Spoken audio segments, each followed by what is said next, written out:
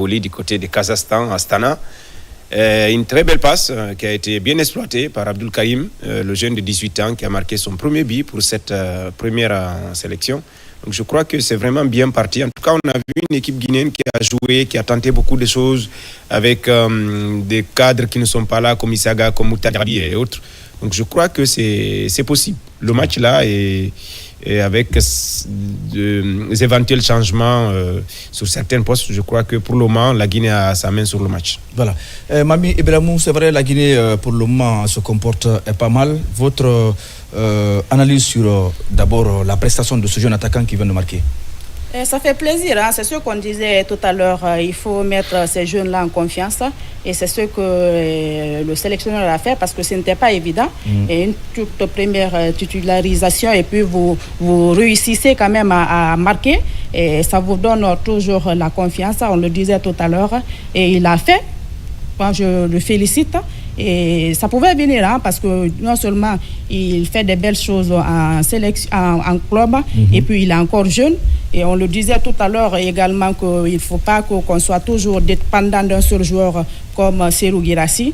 Maintenant qu'il est blessé, si on n'a pas des attaquants à qui on peut faire confiance comme le jeune Abdel Karim Traoré, ça devient très compliqué et on l'a mis en confiance. Vous avez vu ce qu'il a fait dès la deuxième minute, il a marqué, il a ouvert le score et c'est très bien parti en tout cas pour le Sili, mais on devait en tout cas comment dirais-je, augmenter la mise parce qu'on a eu quand même des occasions nettes de but et n'eût été l'inefficacité de Alou Badra, je le disais à l'entame en tout cas de ce plateau-là. C'est un jeune, c'est vrai qu'il est engagé, déterminé, mais il fait tout sauf l'essentiel.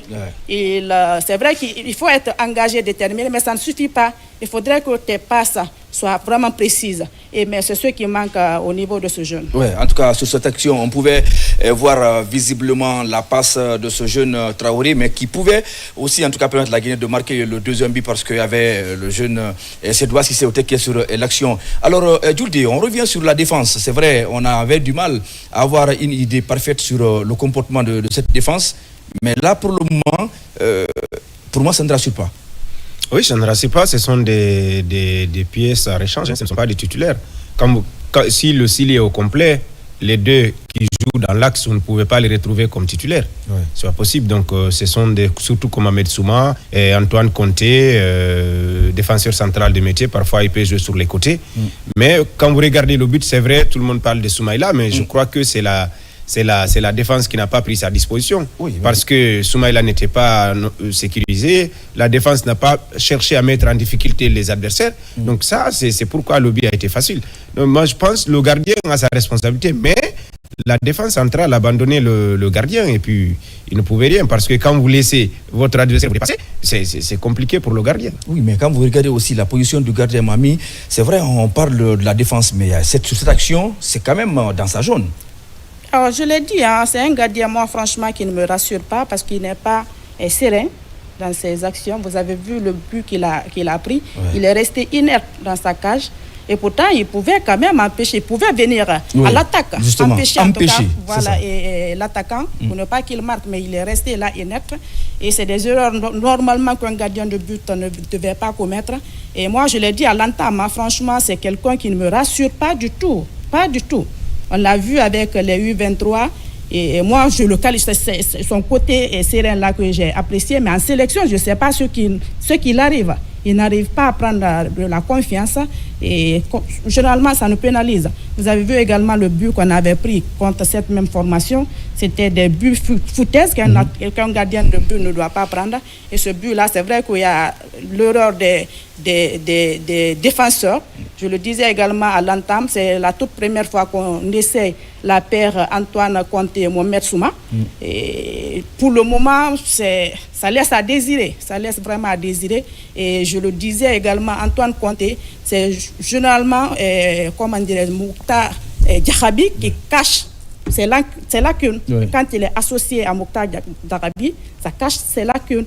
Mais quand il est exposé comme ça avec Mohamed Souma, vous voyez déjà, il est exposé. ça rassure pas. Voilà, ça rassure pas. Maintenant, Djoulde, la deuxième période bientôt va démarrer.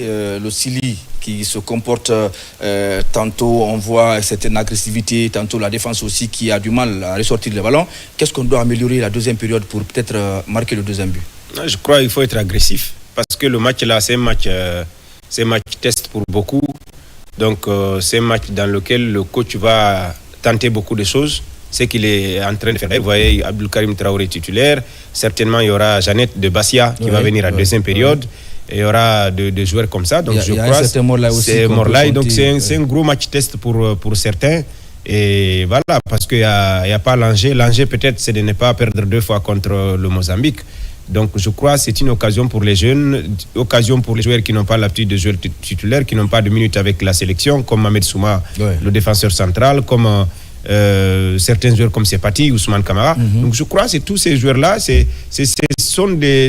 une occasion pour le coach, comme je l'ai dit, de tenter beaucoup de choses pour les futures échéances. Parce que à partir de novembre, il a dit, avant novembre, le coach a dit qu'il va rencontrer au moins 6 internationaux qui doivent retrouver la sélection. Donc, des joueurs qui ne viennent pas, ça fait longtemps.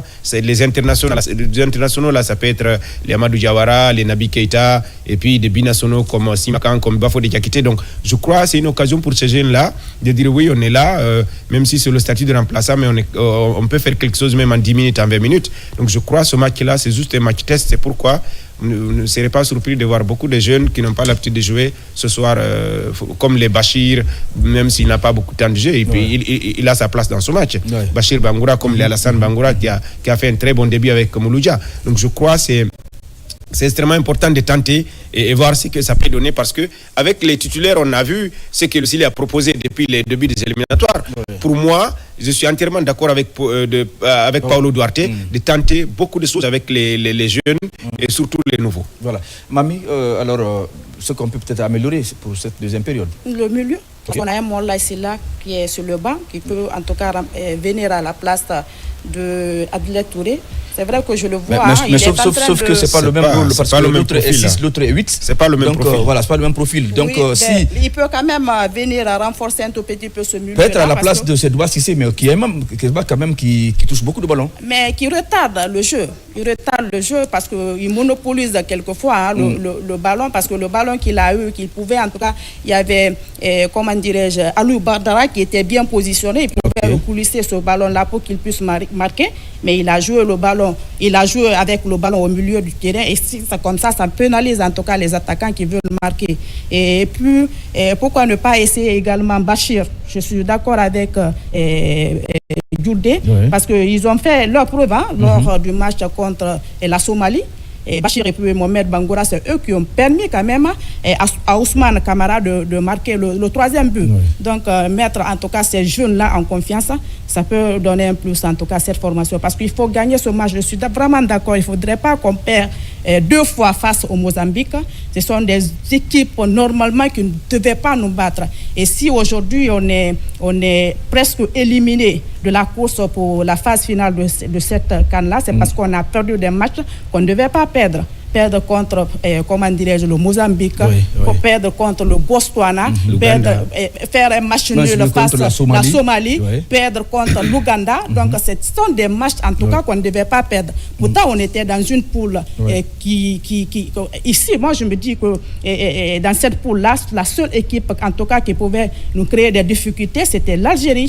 Et avec l'Algérie, on a fait presque le meilleur résultat, parce que c'est la seule équipe qui allait d'ailleurs gagner face à cette formation algérienne au match aller. Et puis on a fait match nul. Surtout dans ce match également, on pouvait gagner si les attaquants étaient vraiment lucides, étaient réalistes. On pouvait gagner, on pouvait faire 2 victoires face à l'Algérie. On a perdu des matchs franchement qui nous ont compliqué la tâche. Et aujourd'hui, ça nous rattrape. Voilà. Alors, Djoulde, tout à l'heure, on va voir l'entraîneur, peut-être ce qu'il pourra nous montrer, parce que cette deuxième période, ça sera encore un autre match. Déjà, l'équipe commence à avoir un peu de confiance et on voit beaucoup de ballons dans le camp de l'équipe. C'est pourquoi je vous ai dit, pour moi, la première période, elle est correcte. À part les imperfections au niveau de la défense, sur les côtés d'Embosila, voilà, ça passe facilement. Donc, au milieu de terrain aussi, il y a beaucoup de choses à revoir avec Ablaye Touré qui fait tellement de déchets techniques et il n'arrive pas à corriger cela. Et voilà, je crois le milieu de terrain, il est à revoir. La ligne d'attaque, ça travaille bien. Abdul Karim Traoré, franchement, je suis agréablement surpris par son talent, son agressivité. Il est très agressif, il va souvent vers l'adversaire, il est très offensif. Maintenant, si Aliou Baldé devient un petit peu efficace, l'envie est là, mais il ne cadre pas. Donc là, c'est un problème. C'est vrai, c'est un ailier, il cherche à créer des choses, mettre le ballon pour l'attaquant de pointe, mais parfois, il faut essayer d'être efficace et surtout cadrer les tirs. Pour le moment, pour moi, le gros problème, c'est au niveau du milieu de terrain, avec Ablaye Touré qui commence à vraiment avoir des problèmes. Depuis le début, d'ailleurs, il a des problèmes. Et puis au niveau de la défense, ce sont les latéraux. Et surtout Dembo Silla et dans l'axe Antoine Conté a une lenteur qui risque de causer de sérieuses difficultés à l'équipe. Voilà, peut-être pour renforcer, comme il a rappelé tout à l'heure, ce problème de milieu, le seul milieu 6 peut-être que moi je vois pour le moment qui peut apporter beaucoup plus, toujours c'est Ablaye Touré, parce que pratiquement je ne vois pas d'autres là-bas, ou Antoine Conté qui pouvait jouer ce rôle, aujourd'hui défenseur. Mami, est-ce que... Non, là je crois que c'est Mori Konaté qui va revenir comme milieu 6. Okay. Et puis il va mettre Janet et enlever Cissé. C'est Cissé? Oui. Parce que c'est Cissé en train de passer à côté, il ne lâche pas le ballon. Il a fait perdre... Il a rappelé tout à l'heure, nos commentateurs, surtout avec Serouna qui a beaucoup insisté. Si Ablaye Touré quitte, c'est Mori Konaté qui va jouer comme 6. Et puis il va mettre les Janet autres. 2006, vous le pensez? J'ai dit s'il enlève Ablaye Touré. Okay. S'il est remplacé. Okay. Si Ablaye Touré sort, c'est Mori Konaté qui va jouer le rôle du 6. Et puis, moi je pensais que même Ablaye Touré même Mori Konaté pouvait être défenseur central ce soir. Parce qu'au niveau de son club à Maligne, il est défenseur central. Pourquoi pas le mettre avec Antoine Conté? C'était possible pour permettre aux jeunes de voler. Magiou également, il est polyvalent. Magiou Keita aussi. Il peut être en tout cas défenseur central, ouais, il peut être également latéral gauche. Effectivement. C'est des choses en tout cas à essayer pour le moment. Et le milieu, franchement, il faudrait remanier. Parce que moi, je crois le seul joueur qui a la garantie d'être le titulaire dans ce milieu de terrain, c'est Mori Konaté. Okay. Avec Paulo Duarte parce qu'il a confiance à ce jeune. Maintenant, je crois qu'il va enlever Touré et mettre Mori Konaté comme si c'est pour permettre aux autres de venir montrer ce qu'ils peuvent comme le jeune de Bassia, parce que moi je l'attends. Maintenant, en lieu et place de Sedouba Cissé, comme on parle souvent de son style de jeu qui met un peu en retard. Moi je crois Sedouba Cissé, Ali Badra Baldé, oui. Tous les deux là, il faut les remplacer pour donner la chance aux jeunes. Voilà. Alors tout à l'heure, nous allons retrouver nos commentateurs Issa Gassila et Serouna Kamara pour la suite de ce match. Mais ce qu'il faut aussi retenir, en tout cas dans notre groupe, il y a l'Algérie qui joue, parce que tous les matchs du groupe G se jouent au même moment. L'Algérie mène 2-0 contre la Somalie.